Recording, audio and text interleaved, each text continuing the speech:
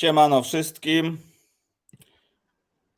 Czekajcie, chłopaków odmutuję, bo ich zamutowałem. Witamy Was na kolejnym live'ie z Donajem. Chcieliście taką serię, to taką serię też macie. Dzisiaj będzie, podejrzewam, gorąco i ciekawie, jak to zawsze bywa z Mateuszem.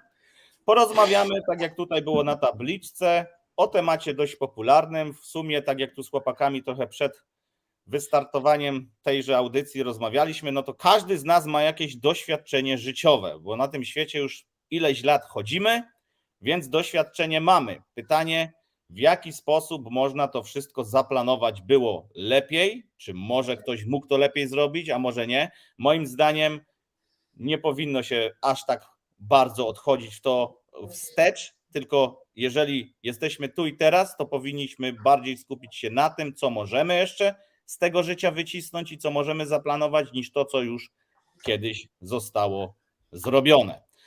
Myślę, że Mateusza Wam przedstawiać nie muszę, także może tutaj bez przedłużania po prostu polecimy z tematem. Jeśli coś chłopaki chcą dodać na początku, to zapraszam. Michał, chcesz coś od siebie dodać w ramach wstępu? Nie, no tak na luźno byśmy chcieli sobie porozmawiać o tym, jak planować, jak zarządzać swoim życiem. Nie jak zarządzać, nie jak planować, to nie do końca jakby to. Chodzi o to, jak zaplanować i zrealizować swoją przyszłość, czyli jakby skąd wziąć pomysł na siebie, jak go ułożyć krok po kroku, żeby później móc zrealizować ten plan i dojść do miejsca, w którym chcesz być, nie? No, jak Kuba nam tu wyjaśnił elegancko, o co dokładnie chodzi w dzisiejszej rozmowie. Ja Moi nie drodzy, widocznie. no właśnie, Pała siadaj. Dobrze, moi drodzy, ja tak przejmę tutaj troszeczkę tą pałeczkę, żebym Jasne. mógł coś powiedzieć na ten temat, tak i troszeczkę rozpocząć w ogóle ten temat planowania przyszłości, bo okazuje się, że jest to problem bardzo globalny, moi drodzy. Jak dzisiaj przyglądamy się tak naprawdę młodzieży, ale i nie tylko, i osobom młodym, nastoletnim, już dorosłym, tak, wchodzącym w dorosłość, to 20-30 lat, bardzo często dostaję, przynajmniej ja, pytanie na moich social mediach, Donaju, no dobra, ale co ja mam robić? Kim ja mam być? Czego mam dotyczyć moja przyszłość? Gdzie mam się realizować, skoro ja nawet nie wiem, co ja chcę? Nie? I to jest dobre miejsce od tego, żeby w ogóle zacząć. Jeżeli zdajecie sobie sprawę z tego, że wpadliście w taki, powiedzmy, stan, gdzie ciężko wam jest określić waszą przyszłość, to zdecydowanie myślę, że z dzisiejszego naszego tutaj webinaru będziecie mogli skorzystać. Te informacje, które będą tutaj zawarte, będą poparte zarówno kwestiami dowodów naukowych na ten temat, jak i doświadczeniem każdego z nas, które no jest całkiem sporo warte, no bo mimo wszystko każdy z nas w swoich dziedzinach dość daleko zaszedł i może się wypowiedzieć na ten temat, jak wyglądała jego wędrówka i jak wyglądało jego zdrowie. I teraz, moi drodzy, tak naprawdę, żeby w ogóle wiedzieć, co chce się w życiu robić, jak chce się zaplanować swoją przyszłość, to może zabrzmi to jak truizm i to dosłownie, ale kiedyś był taki sławetny polski wieszcz zwany Laską w jednym filmie, w którym było bardzo słowetne znane pytanie. Musisz się zastanowić, co chcesz w życiu robić, a później zacząć to kurwa robić. Także, moi drodzy, jak to ugryźć? Jak w ogóle ugryźć taki temat? No przede wszystkim pamiętajcie o tym, że niezależnie od tego, jaką ścieżkę byśmy w życiu nie wybrali, to my jako ludzie jesteśmy przedstawicielem, gatunkiem tak naprawdę emocjonalnym. Najpierw przeżywamy emocje, później dorabiamy do nich logikę. Nigdy nie jest na odwrót, niezależnie od tego, czy mówimy o mężczyznach, czy mówimy o kobietach. Tak, prawdą jest, że kobiety są nieco bardziej emocjonalne niż mężczyźni, ale nie zmienia to faktu, że wszyscy pod wpływem emocji podejmujemy decyzje, tak? To emocje decydują nas zarówno na te słabe, nazwijmy to zachowania u nas, jak i te wzniosłe zachowania, tak? To emocje powodują, że poświęcamy się dla drugiego człowieka i emocje powodują, że zdradzamy własne drugie połówki. To emocje powodują, że wpadamy w zachwyt nad tym, co dokonujemy i czego robimy, i te same emocje powodują, że wpadamy w FOMO, kiedy próbujemy wsiąść w pociąg, który już dawno odjechał, tak? O czym wielokrotnie między innymi tutaj panowie mówili w trakcie wielu już webinarów, które tutaj się odbyły. Także moi drodzy, wszystko, co tak naprawdę będziecie chcieli w swoim życiu robić, trzeba rozpatrywać najpierw przez pryzmat emocjonalny, tak? Czyli cokolwiek, czego w życiu byście nie chciał podjąć, to jeżeli w jakimkolwiek stopniu, na jakimkolwiek polu nie będzie to wzbudzać w tobie takich emocji jak wdzięczność, radość, satysfakcja, duma, ekscytacja, ciekawość, no nie wiem, znaczy uśmiech, duchowość, pomoc innym, tak? Cokolwiek w tym guście, jeżeli cokolwiek w życiu nie będziecie robić, nie będzie wam to sprawiać, nie będzie wam to dawać tych emocji, to jest wysoka szansa na to, że prędzej czy później takie zajęcie będziecie chcieli porzucić. Jest wysoka szansa na to, że nie będziecie chcieli w ogóle kontynuować tego, jak się pojawią pierwsze problemy. Bo jak od zawsze wspominam, tak naprawdę u siebie w social mediach, musicie pamiętać o jednej bardzo ważnej rzeczy. To nie pieniądze motywują nas do działania. Jak się okazuje, to, że ktoś zarabia grube miliony, nie motywuje kogoś do tego, żeby cokolwiek zacząć robić. Prosty przykład. Ja nie wiem, czy wy też tak widzicie, tak jak u mnie, ale ja pokazuję do góry, bo nade mną na obrazku jest Marek. Prosty przykład. Marek, generalnie człowiek, który pokazuje już od lat, jak zarabiać w internecie od zera, nie mając żadnego wkładu, tak naprawdę. Dzieli się tą wiedzą i za darmo, i w formie płatnej, i takiej, śmakiej, owakiej, jakiej tylko sobie chcecie. Czy to powoduje, że miliony Polaków zaczyna podążać jego drogą, pomimo tego, że mają na to czas, mają ku temu środki i możliwości? No nie. Czy widzimy bardzo często przepłacanych dyrektorów różnych firm, czy przepłacanych piłkarzy, którym się nie chce biegać za piłką i tak dalej? Bardzo często. Czyli jak już mówiłem, mamy dowody naukowe na to, mówiące o tym, że to nie pieniądze kiedykolwiek w twoim życiu będą determinować to, jak dobrze będziesz to robił i jak długo będziesz chciał to robić.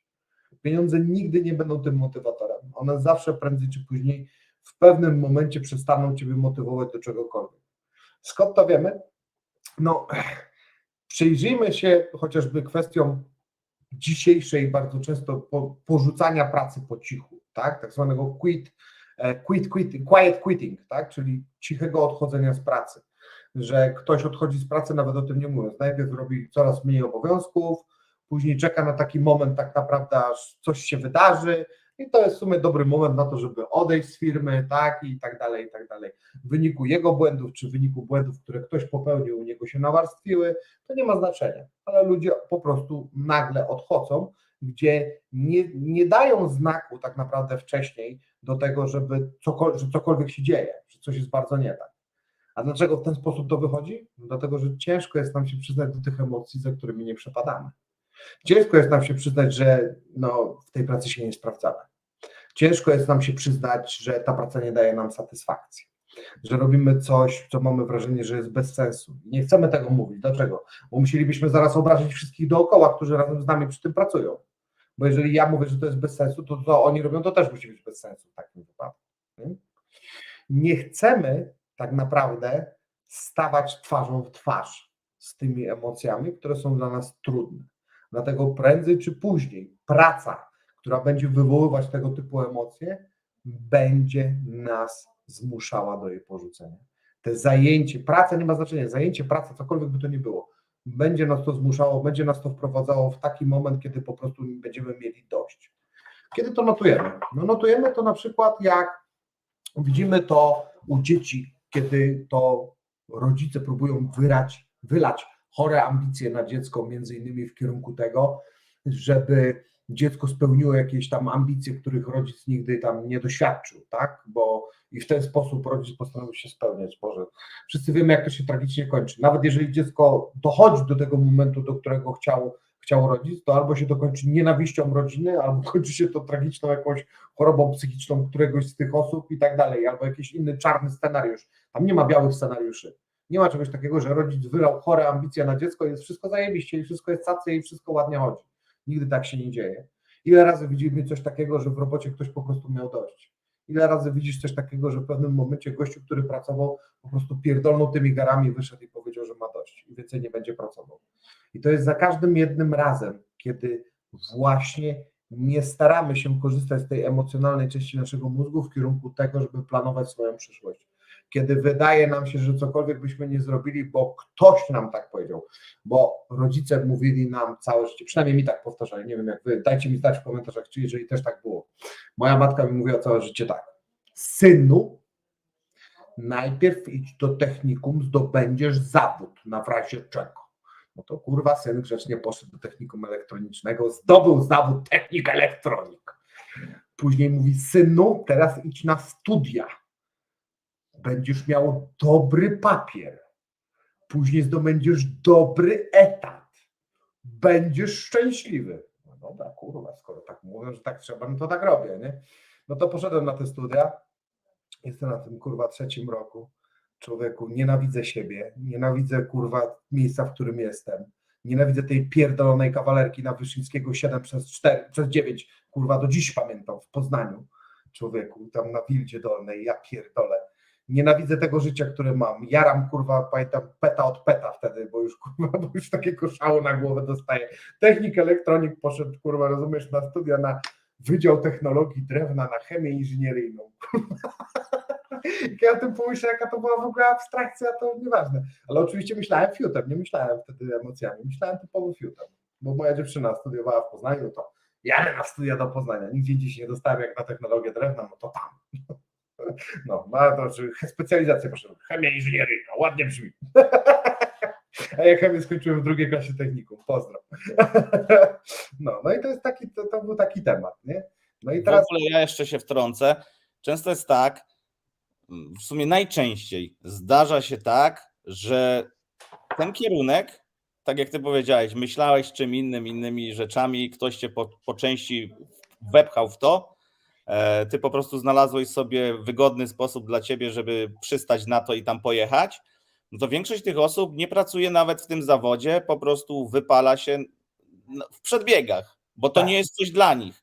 I mi się nawet wydaje, że te osoby, które zostały po części gdzieś tam wypchane właśnie w coś, czego one nie chciały robić, a musiały się czymś zająć na siłę, to potem mają dużo większą trudność z odnalezienia siebie gdzie indziej. Oczywiście nie wolno robić tak, że, znaczy nie wolno, nierozsądem też jest zrobienie tak, że kończysz szkołę i teraz będę siedział, medytował i będę szukał siebie, bo też nie znajdziesz. Trzeba próbować pewnych rzeczy, tylko właśnie te doświadczenia, te narzucenie pewnych rzeczy nam potem zraża nas do czegokolwiek.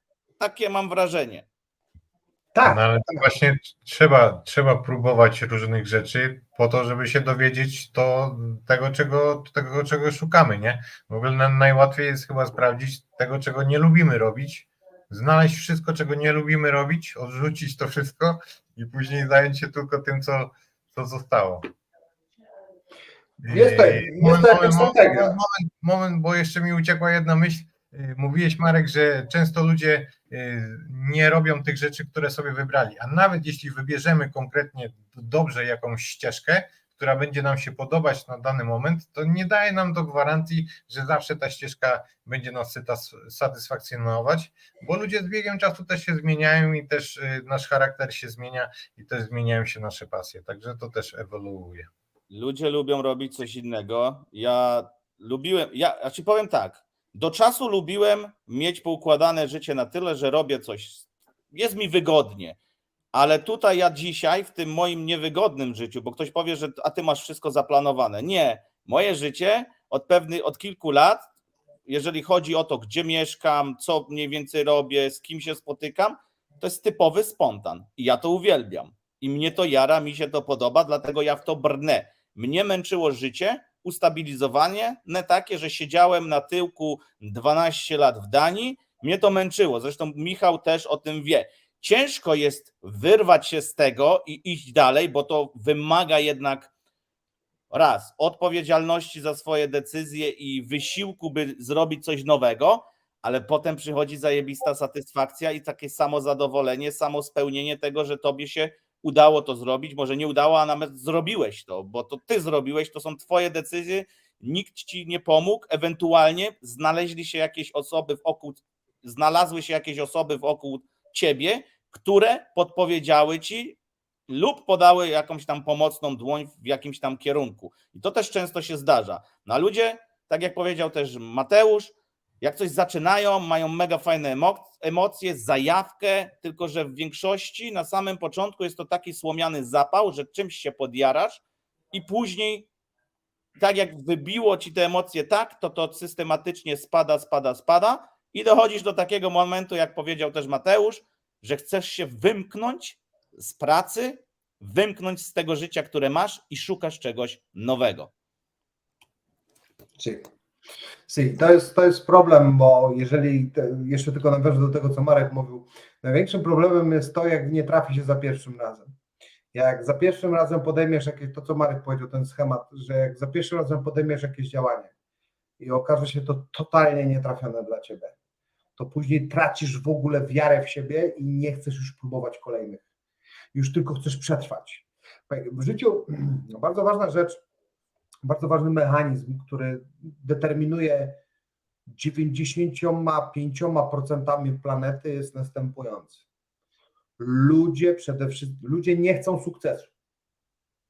Ludzie nie chcą sukcesu. Ludzie przede wszystkim nie chcą cierpieć. Ludzie zrobią wszystko, żeby nie cierpieć i żeby zostać i żeby być niezauważonym. Zrobią absolutnie wszystko w tym kierunku. Ludzie nie chcą atencji, ludzie się boją ekspozycji, boją się tego, co inni na ich temat powiedzą, boją się, jak zostaną ocenieni, boją się, jak zostaną przedstawieni. Dlatego ludzie stronią od wystąpień publicznych, ludzie stronią od odpowiedzialności, ludzie stronią tak naprawdę od zmian w życiu, bardzo często, tak? Większość osób, widzisz, to jest to, co Marek powiedział, jemu takie życie na spontanie służy, tak? Dlaczego? Bo on cały czas dostaje nowe bodźce, pobudzą mu to kreatywnie umysł do pracy, on dzięki temu poznaje, buduje network, buduje dalej tak naprawdę swoją przyszłość w oparciu o takie działanie. Tylko właśnie kluczowym słowem jest działanie. Większość osób, która decyduje się na takie, nazwijmy to, spontaniczne życie, ma problem właśnie z działaniem. Oni chętnie wszystko robią na spontanie, w zasadzie dzisiaj na spontanie wstanę o 10, a położę się o, kurwa, nie wiem, 3 w nocy. Ale to na tym się kończy ich spontan tak naprawdę i spontanicznie obejrzę coś na Netflixie. Ale żeby coś faktycznie ze sobą zrobić, coś przedstawić, mieć jakąś strukturę, bo widzicie, Marek żyje oczywiście na spontanie, ale to nie oznacza, że jego życie nie ma struktury. Jest wtorek, jest 19, jest live. Ta struktura dalej jest. Obowiązki trzeba sobie narzucić pewne, bo bez tego życie traci sens. Po co żyć? Żeby co, wstać rano, zjeść obiad, zobaczyć serial i spać? Ja miałem tak przez pewien czas, to nie jest dla mnie, ja dlatego szukałem czegoś innego. Tylko mówię, ja się wyrwałem z tego schematu, gdzieś powiedzmy zaczynałem się wyrywać w 2013 roku. To jak ja wyjechałem za granicę 2006, 2007 to było podobne życie jak ty na studiach, to ja miałem za granicą, wiesz, mieszkałem z kimś i mnie to już potem drażniło. Potem 2008 Dania, tam stabilizacja, ułożenie sobie życia, podobało mi się, tęsknię do dzisiaj za Danią, bo naprawdę fajnie mi się tam mieszkało, fajnych ludzi poznałem i w ogóle, ale to, co robię dzisiaj, nie zamieniłbym z powrotem tego na to, co miałem i to nie, że tamto było złe, tylko to, co robię dziś, jest dużo ciekawsze dla mnie i dużo więcej impulsów mi daje. No tak, no i właśnie, dzisiaj potrafisz lepiej to wykorzystać w oparciu o te doświadczenia, które miałeś. I to jest też bardzo istotne w przypadku planowania przyszłości. Bardzo często jest tak, że jak planujemy przyszłość, to planujemy je w oparciu o porażki z przeszłości. Bo tak jak powiedziałem, ludzie nie chcą cierpieć. Zrobią absolutnie wszystko, żeby nie cierpieć. Nie? Więc moje przyszłe wybory bardzo często są determinowane przez zeszłe porażki.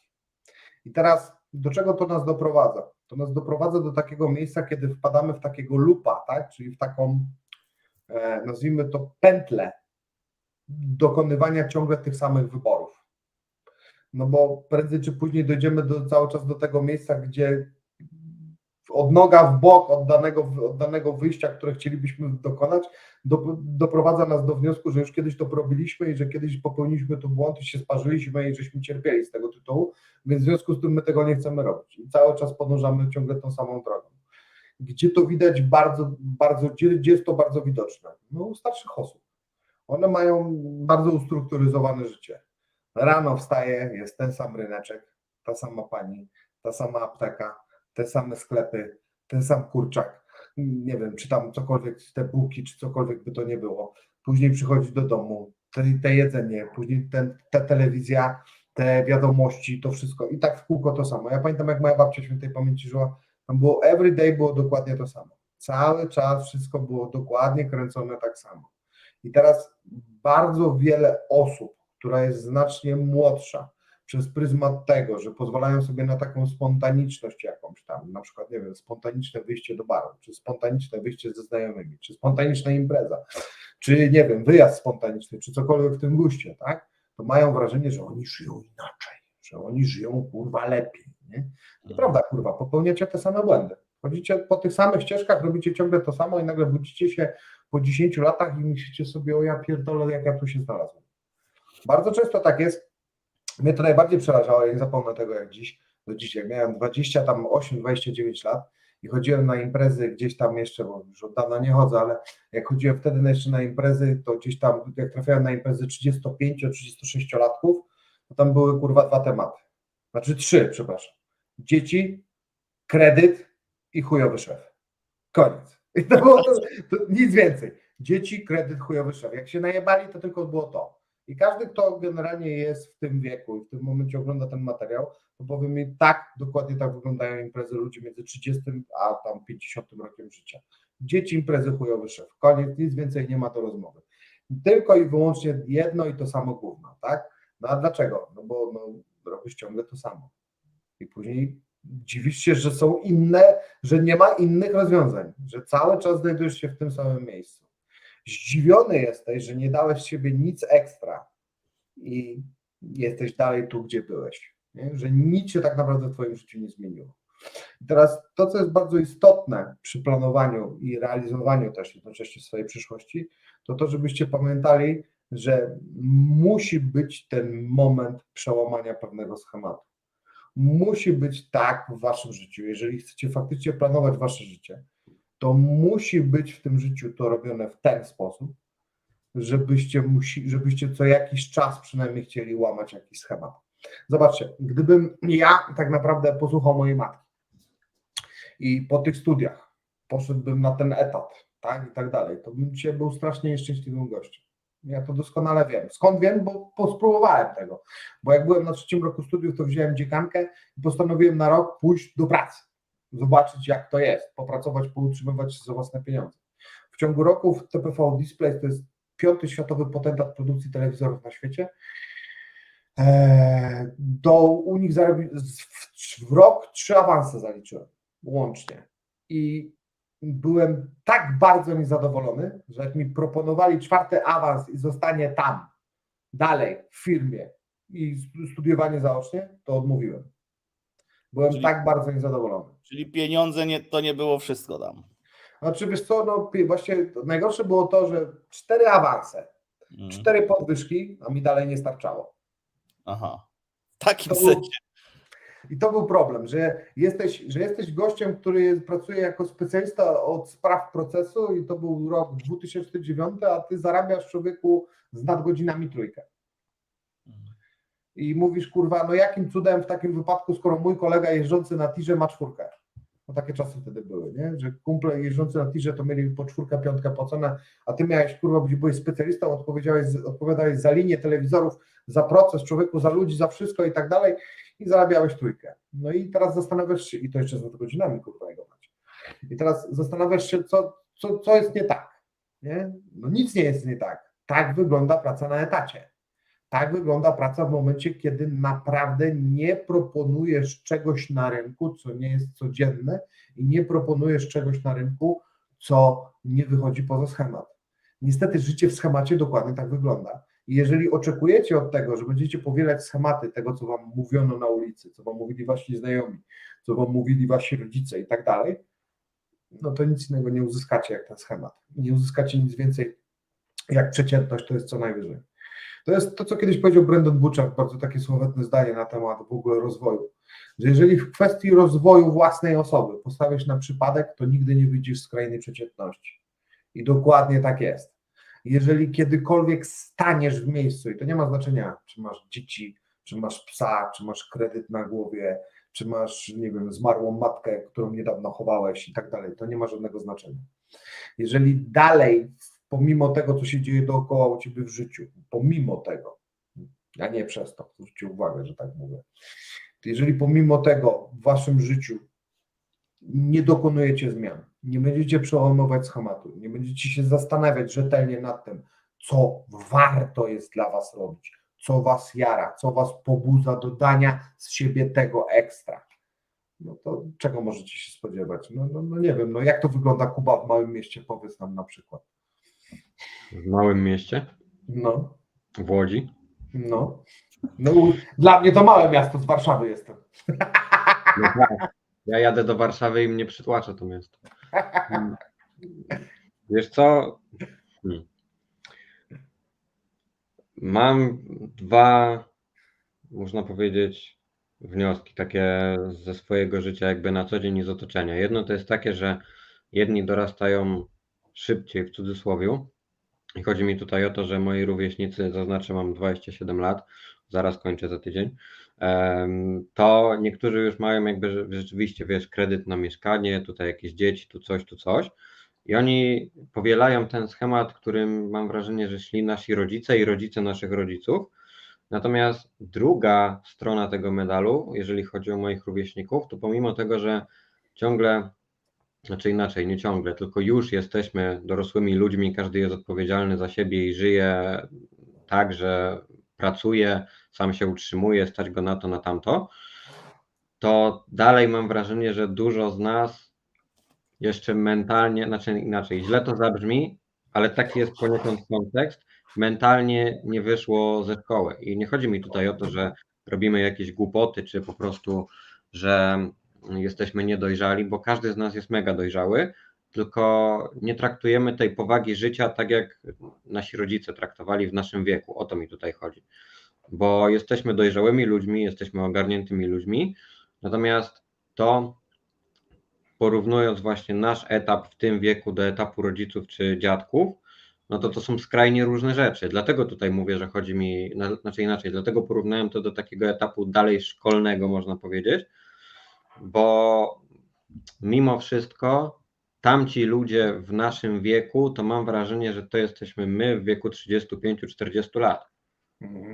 I tutaj jest taka, wiesz, 10 lat różnicy, nie? Mniej więcej, jeżeli chodzi o to, jak kto traktuje życie, przynajmniej jakie odczuwa. Bo ja też jestem, wiesz, dorosły, dojrzały, ogarnięty. Myślę, że mało można mi zarzucić, jeżeli chodzi o takie rzeczy.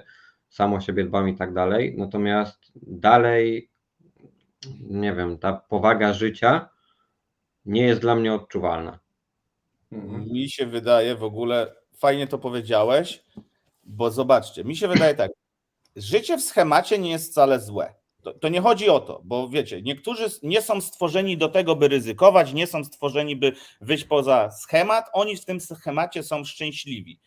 Tylko bardziej bym chciał was tutaj skłonić w tym kierunku, że pomimo życia w schemacie lub tego doświadczenia, czy tego bagażu, który już przez x lat nabraliście sobie i wprowadziliście to w życie, powiedzmy tutaj Kuba powiedział kredyt na mieszkanie na przykład na 30 lat, to pomimo tego, że macie ten kredyt, powinniście oczekiwać od siebie czegoś więcej niż tylko spłaty tego kredytu, bo ja go spłacę za 30 lat i pójdę na emeryturę. Nie wiem, czy kumacie, o co mi chodzi, bo większość ludzi tak myśli. Albo większość ludzi myśli, jeżeli chodzi o moich gdzieś rówieśników, to sporo z tych osób pracuje na kopalni. I powiedzmy takim czymś ekstra, co oni mogli zrobić, to jest dostanie państwowej pracy na kopalni. Czy to jest złe?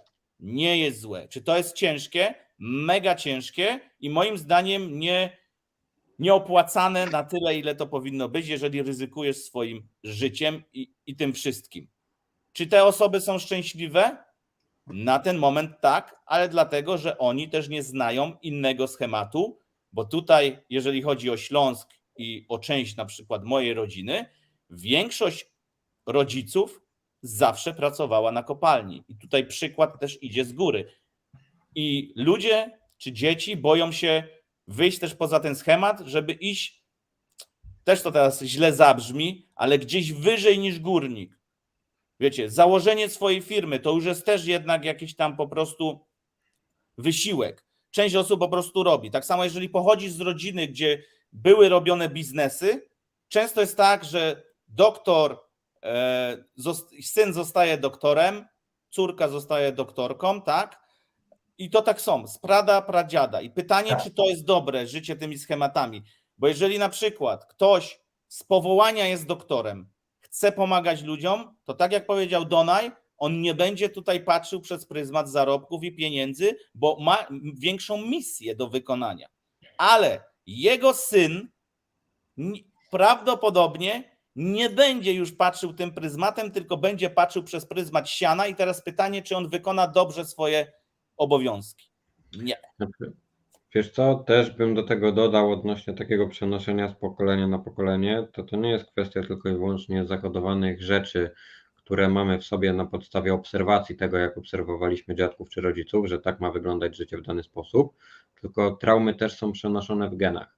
Więc jeżeli ktoś kiedyś gdzieś się czegoś bał albo czegoś doświadczył, nawet kilka pokoleń wstecz, to ciebie też to może dotykać i ty nawet o tym nie wiesz. To sprawia, że wyłamanie się ze schematu jest jeszcze trudniejsze niż mogłoby się wydawać. Bo tak na dobrą sprawę nosisz na sobie nieświadomie ten ciężar pokoleniowy i to wymaga dużej odwagi do tego, żeby się przełamać i gdzieś tam wyjść z tego schematu i powiedzieć, że ja będę pierwszym przykładowo milionerem w rodzinie. W ogóle jeszcze dodam, osoby, które idą w zawód rodziców, moim zdaniem są mega leniwe i idą na łatwiznę, bo zazwyczaj rodzice ich tam pchają i załatwią coś. Tak mi się przynajmniej wydaje, że to już potem jest wpychanie cię. Mój ojciec był policjantem. Ja kiedyś marzyłem o tym, żeby być policjantem, a tata mi powiedział, że byłbym idiotą, jakbym poszedł do policji. Dlatego całkowicie wybrałem inny kierunek i akurat tu posłuchałem mojego taty, tak, rodziców. Więc to akurat uważam za dobrą radę.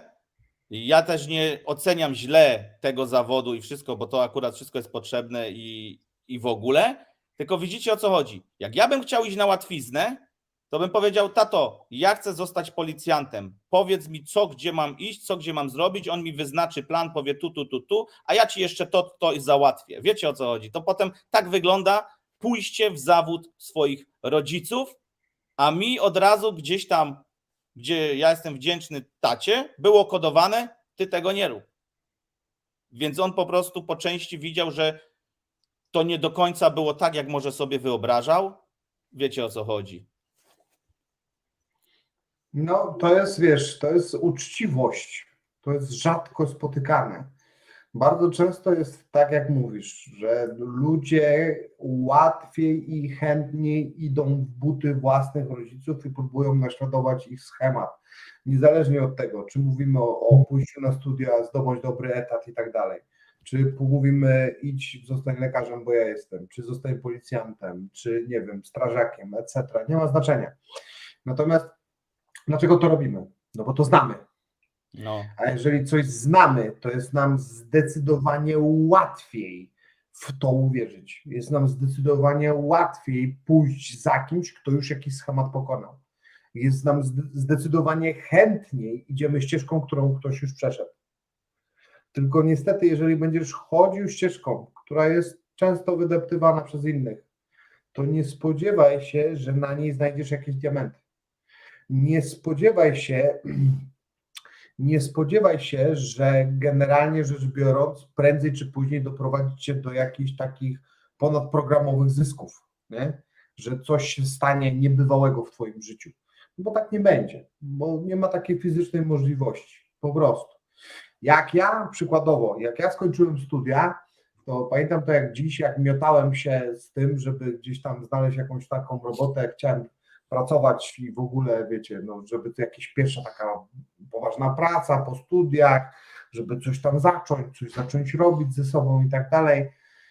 Jakieś życie, jakiś kredyt, coś kurwa, nie? Takie myślenie wtedy było generalnie rzecz biorąc. No, dokładnie. No i jak się odbiłem od 1/5 i 10 drzwi po kolei i zobaczyłem, jakie są warunki tak naprawdę na rynku i że po pierwsze, nikt nie da mi na tyle zaufania, na ile zasługiwałem. Nikt nie powierzy mi takich obowiązków, którym jeszcze nie mogę sprostać, a ja tylko o takie proszę. I jeszcze na dodatek nikt nie będzie chciał mi dać, nikt nie będzie chciał mi zapłacić za moją pracę realnie tyle, ile ona jest warta. Bo to dla mnie, ja wiedziałem, że nie ma innej drogi, jak próba założenia własnej firmy i jak próba prowadzenia własnego biznesu. Ja to wiedziałem od samego początku, tak? Bo popracowałem po prostu dla kogoś, miałem wrażenie na początku, że jestem doceniany, bo dostawałem te awanse i tak dalej, myślałem, że będzie fajnie, no ale jak przyszło koniec końców do sprawdzenia i do rozliczenia, to okazało się, że nie miałem żadnej autonomii moich wyborów.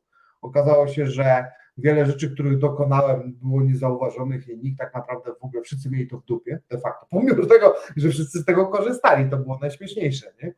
I teraz odnoszę się do konkretnego narzędzia, bo kiedyś napisałem, na notce się nudziłem, bo ja tam pracowałem w ten sposób, żeby pracować tak, żeby nie musieć nic robić.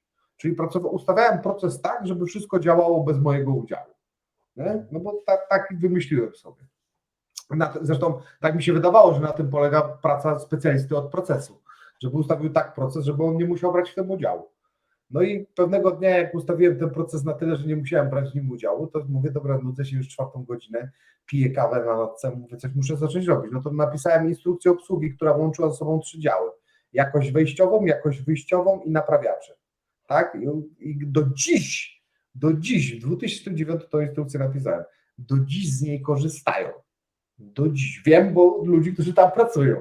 Wiem, że do dziś ta instrukcja tam wisi. Nie? I do dziś to jest obowiązek, jak przychodzisz do działu jakości wejściowej czy do naprawiaczy, masz się z nią zapoznać. Nie? I teraz najlepsze jest to, czy ktoś mi powiedział, kurwa, chociaż dziękuję? Nikt. Nigdy. Wiecie, jak mi podziękowali? Także po tym, jak napisałem tą instrukcję, powstał dział w firmie innowacji, gdzie płacili tam po 200 czy 300 zł za takie pomysły, jakim tam, wiesz, kurwa, usprawniłeś firmę za, kurwa, kilkaset tysięcy złotych, że oni mają mniej strat o kilkaset tysięcy złotych, czy o kilka baniek rocznie, to ty masz 200, synu, masz to. Na waciki. No i teraz, biorąc to pod uwagę, no ja już wtedy doskonale to zrozumiałem, tak? Wtedy doskonale to zrozumiałem, że no niestety, jeżeli chce się w życiu tak naprawdę do czegoś dojść, to prędzej czy później będziesz zmuszony do tego, że albo będziesz pracował dla większego i będziesz się słuchał tych, co są nad tobą, albo będziesz sam budował własną przyszłość w ten czy w inny sposób. Czy to prowadząc własną firmę, czy będąc jakimś specjalistą na wysokim szczeblu, czy robiąc jakieś usługi, dając, czy pośrednicząc czymś, obojętnie, no ale wiedziałem, że coś muszę w swoim życiu zacząć robić, co będzie miało sens i co będzie faktycznie przybliżało mnie do realizacji moich własnych celów, pragnień i marzeń. Teraz dlaczego to było takie ważne? Dlatego, że nauczyłem się już wtedy, jako sportowiec, nauczyłem się jednej bardzo ważnej rzeczy, że dyscyplina zawsze doprowadzi cię do momentu, kiedy chcesz spełniać własne pragnienia, a nie cudze potrzeby. Możemy się dyscyplinować ile chcemy w wielu aspektach, ale jeżeli proces, któremu się poddajesz, nie daje ci radości, nie daje ci dumy, nie daje ci satysfakcji, ekscytacji, nie rozbudza twojej ciekawości, nie wpływa na twój rozwój, tak? Tylko się wkurwiasz tym, musisz zagryzać zęby za każdym razem, zmuszać się do tego, żeby coś robić, no to guess what? It ain't gonna happen as long as you think. Nie będzie to trwało tak długo, jak ci się wydaje. Teraz skąd wiemy, bo teraz ktoś mnie tutaj zaraz powiesi, powie, kurwa, co ten do najpierdoli, jak dyscyplina nie działa, przecież wszyscy sportowcy na tym działają. Jako sportowiec, który coś tam w życiu osiągnął i trener, który coś tam wie może na ten temat i kilka razy na Mistrzostwach Europy był na podium w czarnych pasach brazylijskiego jiu-jitsu w różnych federacjach i człowiek, który ukształtował kilku mistrzów świata, może się na ten temat chyba wypowiedzieć. Więc to, co mogę wypowiedzieć na ten temat, to powiem wam jedno. Nie znam jednego sportowca, który jest w stanie utrzymać dyscyplinę. Jednego. Nie znam. Każdy, który się dyscyplinuje, kończy tak samo. W weekend przy barze obok ciebie zamawia jak najman drinka, kurwa, tak samo jak najman chleb. Robi dokładnie to samo. Niczym to się nie różni. On w sobotę jest obok ciebie, stary, ty nawet o tym nie wiesz, tam obok ciebie na tych samych baletach razem z tobą łoi tą samą wódę. Taki to jest sportowiec, taka to jest dyscyplina. Albo idź zobacz, jak się sportowcy zachowują po tym, jak wygrają jakiś tam duży mecz i tak dalej, i jak często ile to trwa. Bo to zazwyczaj nie trwa jednego wieczoru, że oni tam, nie wiem, zdobyli puchar mistrza Europy czy coś. Dobra, jeden wieczór możemy się najebać. Nie, to kurwa jest później cały tydzień, kurwa, najebki. A później 2 tygodnie dopiero wracają z powrotem na trening, tak? Albo cokolwiek w tym guście. Nie? Albo zobacz, jak to wygląda w przypadku na przykład sportowców, którzy są szczególnie w off-seasonie. W sensie u nich wtedy, jak u nich ta dyscyplina wtedy działa, jak są pączki zapierdalane, rozumiesz, jointami albo jakimś tam wódą czy czymkolwiek innym.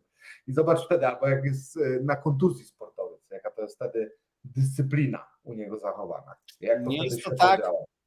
Wiesz, mi się wydaje, wiem, co masz na myśli, jednak ja trochę ich obronię z tego punktu, że mi się wydaje, iż jeżeli ktoś był w jakiejś dyscyplinie, żył, on bardzo szybko potrafi się wprowadzić w tą dyscyplinę z powrotem, tak jak pamięć mięśniowa, jeżeli przestajesz ćwiczyć, zaczynasz, to wraca, a osoba, która nigdy tego nie doświadczyła i próbuje w ogóle wdrożyć jakąkolwiek dyscyplinę, odpuszcza, to nigdy nie dochodzi w ogóle do jakiegoś efektu. Wiesz, o co chodzi? Oni mają tą pamięć dyscypliny, że jeżeli trzeba, to na baczność i lecą z tematem, mimo że jest tak pewnie, jak mówisz. I to nie tylko w Polsce. Ja znam parę ludzi, co wiesz, lubią tam w tango i w ogóle, ale jeżeli trzeba, to jest baczność i nie zawodzą. Wiesz, o co chodzi, nie? Mhm. Michał? Dyscyplina jest dobra i działa, ale trzeba znać umiar i trzeba też umieć sobie pozwalać na niektóre rzeczy. Nie da się cisnąć cały czas.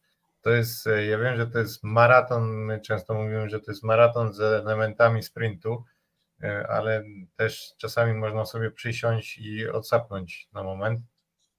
Także no.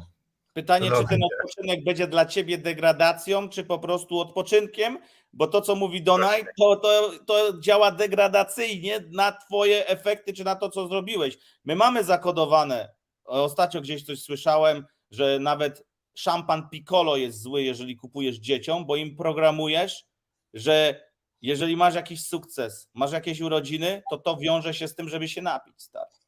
To jest trochę chore. Tak, Też mi tak klikło, nie? Tak, i to jest prawda, i nie należy tego robić. I to jest prawda, to co mówisz, Marek. Natomiast jeszcze chciałbym tutaj nawiązać. To, o czym wy panowie mówicie, Marek i Michał, to jest mechanizm odroczonej gratyfikacji. To jest co innego. To jest często mylone właśnie z dyscypliną. Zobacz, co innego jest, kiedy ja wiem, że muszę się poddać jakiemuś procesowi, który trwa X, żeby dostać Y. To jest mechanizm odroczonej gratyfikacji. To jest to, co mówisz, że okej, klejemy, bawimy się i tak dalej, ale jak staję na wysokości zadania, to staję, robię i doprowadzam do końca. Nie? Natomiast to nie jest dyscyplina, to jest mechanizm odroczonej gratyfikacji. Dyscyplina polega na tym, że ty ten mechanizm odroczonej gratyfikacji przekładasz na wszystko i wszędzie. Na tym to polega i dlatego to jest niemożliwe. Dlatego to jest niemożliwe, bo prędzej czy później będzie tak, że twoje emocje wezmą górę. Prędzej czy później będzie tak, że twoje pragnienia cię zjedzą od środka. Nie to, co inni będą chcieli od ciebie, nie to, co mechanizm odroczonej gratyfikacji będzie w stanie ci dać. Dlaczego? Bo my nie żyjemy emocjonalnie w przyszłości. Ty nie żyjesz emocjonalnie w miejscu, w którym już wszystko osiągnąłeś, już wszystko masz. Żyjesz emocjonalnie tu i teraz. W tym Ostatnio momencie. oglądałem Arnold o Schwarzeneggerze na Netflixie. Nie wiem, czy widziałeś, ale zobacz sobie. Widziałem. I trochę mi się to klei z tym, co dzisiaj trochę mówimy. I jeżeli chodzi o Arnolda, to on działał tu, teraz, natychmiast, ale z myślą, że będzie coraz lepszy. I już też to przytaczam chyba drugi raz. On osiągnął sukces w 3 dziedzinach. Zarówno sportowca, jak i aktora, oczywiście polityka. Oczywiście to nie jest To jest nieskazitelny przedsiębiorca. przedsiębiorca też, o dzięki. Więc zobaczcie, tylko że te 3 mocne przeskoki to było z kulturysty, nie, powiedzmy z małego chłopaczka nikomu nieznanemu do kulturystyki, potem do Hollywood i potem do polityki. To było bardzo widoczne, bo to, że on ma firmy, to i Pudzian po części też miał wyniki. Zresztą bardzo analogicznie można przyrównać to, co zrobił Pudzian, do tego, co zrobił Arnold, ale nie na taką skalę oczywiście, nie? Tak. I to od tych ludzi można czerpać inspirację i patrzeć, jak to zrobili. Jednak, tak jak mówisz, to jest do wielu osób niewykonalne, bo to jest mnóstwo poświęceń. To jest, wiesz, skupienie się 100% na celu, na realizację i tak jak mówisz, z tą dyscypliną nie ma, że boli.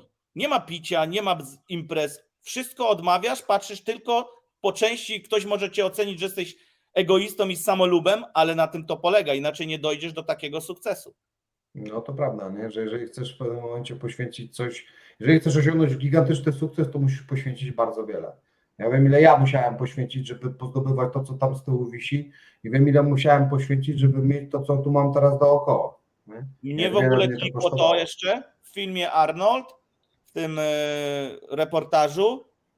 On dostał informację, teraz nie pamiętam, czy zmarł mu ojciec i on wyszedł na scenę, on zrobił swoje. To tak chyba było. Tak. To samo było z bratem, jak się nie mylę. No także, no wiesz, tylko pamiętaj, widzisz, i to jest też piękne pokazane, że pomimo tej dyscypliny Arnold, i co też było to pokazane w tym zresztą w tym reportażu, że on wyszedł z tym z pewnymi krzywiznami, tak? No, tak, on się wyzbył wszystkich emocji, to jest... No nie tylko, ale jak się ich wyzbył w pewnym momencie, jak on traktował kobiety, o czym on mówił, co jest powiedziane, że traktował kobiety bardzo przedmiotowo, tam były przecież afery, że on tam wybzykał swoje sprzątaczki, czy tam kogoś i tak dalej, tam były takie rzeczy, wiesz, na porządku dziennym, mając żonę, dzieci i tak dalej, nie? Więc biorąc to pod uwagę, pamiętajcie, że no, taki ogromny sukces też odbywa się kosztem, nie? Nigdy nie ma nic za darmo. Kuba, coś chciałeś pod... No, tylko wiesz, jeżeli chodzi o odniesienie aż takiego dużego sukcesu, też w zależności od tego, co dla kogo jest dużym sukcesem, bo mimo wszystko nie potrzeba zbyt wiele, żeby komuś na tym poziomie też palma odbiła. I sądzę, że bardzo dużą kwestię do tego, czy komuś ta palma odbije, czy nie, to jest to, co on wcześniej ma w głowie. Bo niektórzy dochodzą do miejsca, w którym rzeczywiście jakby osiągają dużo, co zawsze było ich marzeniem i cieszą się tym życiem na różne sposoby, można tak to ująć. Z tym, że często te osoby, które cieszą się tym życiem na właśnie takie różne, przeróżne sposoby, to są ludzie, którzy owszem, doszli do czegoś, bo byli ogarnięci i doszli do tego ciężką pracą, natomiast doszli też do tego bez takiego przygotowania mentalnego pod kątem dojrzałości emocjonalnej, tak bym to ładnie nazwał. I chodzi mi tutaj o to, że dobrym przykładem jest na przykład Wilk z Wall Street, ten film. Tam to jest idealny opis tego, jak pieniądze potrafią zmienić człowieka, wpłynąć na jego życie i pokazać, jak człowiek, pomimo tego, że staje się kimś większym, to tak naprawdę maleje. Czyli negatywny wpływ, to masz na myśli. Tak. Bardzo często tak jest. Mi się nasuwa pytanie do ciebie, Donaj, bo sobie zapisałem tu trochę wcześniej. W sumie, żeby tu tak wiecie, bo zbaczamy trochę z tematu. Ja mam takie pytanie nawiązujące tutaj do tego właśnie życia. Jak odnalazłeś drogę i co w tym pomogło tobie? Okej, to historia była następująca. Wiecie co, to było tak, ja tego nie zapomnę do dziś, znaczy nie zapomnę tego nigdy, bo to jest bardzo ciekawa akurat historia w moim konkretnym wypadku. To było tak, że jak ja skończyłem studia, to zastanawiałem się, no dobra, co teraz? Co dalej, nie? Wiedziałem, że muszę gdzieś pracować, wiedziałem, że muszę coś robić, wiedziałem, że w Polsce raczej jest nikła szansa na to, żebym zarobił pieniądze jakkolwiek bliskie temu, co chciałem, bo jak nawet pracowałem jako audytor dla jednej dużej międzynarodowej firmy w Polsce, to nie były te pieniądze, które by mnie interesowały, powiem, że nie były złe, bo to na tamte lata były te 2010 rok, te 8-10 tysięcy złotych. To wiedziałem, że to jest absolutnie coś, co mi zupełnie to nie jest dla mnie, tak, że po pierwsze życie wieczne na walizkach, na wiecznym wyjeździe, w wiecznym samochodzie, człowieku, kurwa, w wiecznych hotelach, z rozjebanym rytmem dobowym, wiesz, wisząc na kalendarzu u kogoś, to nie jest życie dla mnie, nie? Jeszcze za takie pieniądze to już w ogóle i ty wiecznie w tym garniturze, w tej, rozumiesz, koszuli, w tym wszystkim i tak dalej, nie mogąc tak naprawdę w żaden sposób kontrolować swojego życia, nie? Udając, że jesteś wielki pan biznesmen. I teraz w tej perspektywie tak trwałem, no i wtedy nie zapomnę tego do dziś. Było tak, że miałem dziewczynę w Warszawie, mieszkałem jeszcze w Gorzowie Wielkopolskim i dojeżdżałem do niej na weekendy. I to było tak, że od poniedziałku do piątku, południa gdzieś mniej więcej, byłem w Niemczech i pracowałem w Niemczech, jeździłem po Niemczech. W piątek w południe wracałem, w pociąg, rozumiesz, wieczorem w Warszawie, piątek wieczór już w Warszawie i niedziela po południu z powrotem pociąg do Gorzowa, rozumiesz, i tak w koło Macieju. No i po 2 latach takiego jeżdżenia stwierdziłem, że no dobra, it ain't gonna happen anymore. Ja miałem wtedy oczywiście tam 28 czy tam 9 lat, już dokładnie nie pamiętam, czy jakoś tak i mówię, dobra, no kurwa, jeszcze mam siłę, ale jak to tak dalej potrwa, to ja wiem, że długo tak nie wytrzymam. A sportem się już zajmowałeś wtedy? Tak, i wtedy zajmowałem się już sportem. Wtedy już się zajmowałem brazylijskim jiu-jitsu, już miałem pierwsze osiągnięcia i tak dalej, nie? I to już tak trwało, że mówię, dobra, bo był taki moment w moim życiu, że jak zająłem się tym sportem i zacząłem faktycznie dużo osiągać, no to zacząłem się zastanawiać, mówię, dobra, to być może w takim wypadku warto było, żebym poszedł w sport. Może warto by było, żebym żył ze sportu. No ale zobaczyłem, rozejrzałem się, jak to wygląda w rzeczywistości. Grappling dopiero powstawał. Do dziś zresztą z grapplingu to się garstka osób na planecie utrzymuje. I nie oszukujmy się, jak ci ludzie się utrzymują, no to jest tragedia. To ja bym nie chciał, wiecie co, ja bym w życiu ja pracując na etacie miałem wrażenie, że żyłem lepiej jak ci ludzie, którzy utrzymują się z tej pasji. Jeżeli mówię o finansach i o standardzie życia, tak? A to też miało dla mnie ogromne znaczenie, ponieważ ja się wywodzę z biedy takiej totalnej, ekstremalnej, gdzie wiecie, w lupeksie trzeba było się ubierać i tak dalej. No i dla mnie to było ważne, żeby gdzieś tam, no, kiedyś w końcu było mnie stać na jakieś takie, nazwijmy to, w miarę przyzwoicie normalne życie, jak ja to określałem, nie?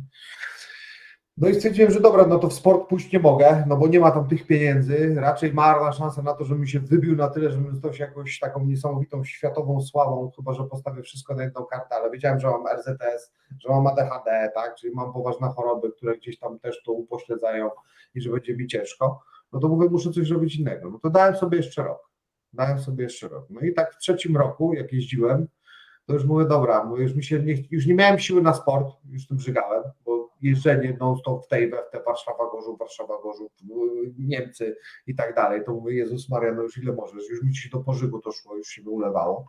Mówię, dobra, muszę się przeprowadzić w takim wypadku do tej Warszawy i zostać w tej Warszawie. No i to było tak, że siedziałem sobie, pamiętam to jak dziś, na Majdańskiej, kurwa, w tym mieszkanku 40 metrów, dziewczyna w domu, która, uwaga, zarabiała mniej niż płaciliśmy rachunków za wynajem za to mieszkanie, nie? Obok w pokoju dziecko 8-letnie, czy tam 9 już wtedy, pamiętam, nie?